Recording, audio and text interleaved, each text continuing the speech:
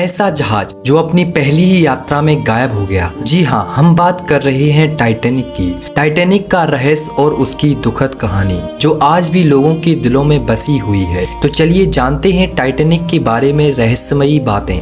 Titanic जहाज का निर्माण उस समय की सबसे अच्छी तकनीक का उपयोग करके किया गया था। इसमें 3 विशाल प्रोपेलर, 29 बॉयलर और 2 मुख्य इंजन थे जो इसे 24 से 25 नॉट्स की गति से चलने में सक्षम बनाते थे।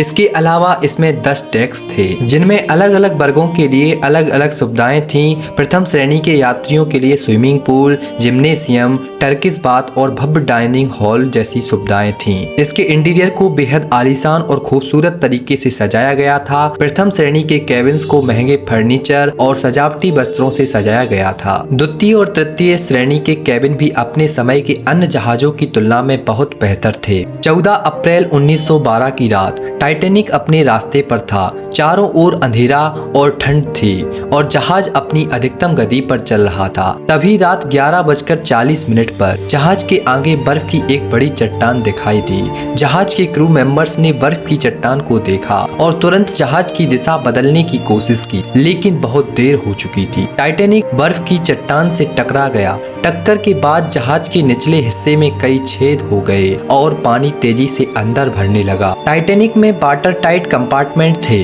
जो सिर्फ 4 कंपार्टमेंट तक ही पानी रोक सकते थे, लेकिन टक्कर के बाद 5 कंपार्टमेंट में पानी भर गया जिससे जहाज का संतुलन बिगड़ गया। जैसे ही पानी भरना शुरू हुआ, जहाज के कप्तान और क्रू मेंबर्स ने यात्रियों को लाइफ बोट्स में चढ़ने के आदेश दिए, लेकिन यहाँ एक और समस्या थी। टाइटैनिक पर लाइफ बोट्स की संख्या पर्याप्त नहीं थी। सिर्फ 20 लाइफ बोट्स थे जो कुल मिलाकर 1178 लोगों को ही बचा सकते थे, जबकि जहाज पर 2200 से अधिक लोग सवार थे। लाइफ बोट्स में सबसे पहले महिलाओं और बच्चों को चढ़ने का आदेश दिया गया। बहुत से पुरुषों को तो अपनी जान बचाने का मौका तक नहीं मिला। धीरे धीरे पानी का स्तर बढ़ता गया और टाइटैनिक का आगे का हिस्सा पूरी तरह से डूब गया। जहाज के पिछले हिस्से ने ऊपर की ओर उठना शुरू कर दिया। अंततः जहाज का दबाव सहन न कर पाने के कारण टाइटैनिक 2 हिस्से में टूट गया और दोनों हिस्से धीरे धीरे अटलांटिक महासागर की गहराई में डूब गए। हादसे में बचे हुए लोग ठंडे पानी में संघर्ष कर रहे थे। इस पानी का तापमान -2 डिग्री सेल्सियस था, जिसमें किसी साधारण इंसान का 20 मिनट से ज्यादा जिंदा रहना नामुमकिन था। कई लोग ठंडे पानी के कारण अपनी जान गंवा बैठे। लाइफ बोट्स में सवार लोग भी मदद के लिए वापस नहीं जा सके क्योंकि उन्हें डर था कि अधिक लोग चढ़ने से उनकी लाइफ बोट्स डूब सकती है।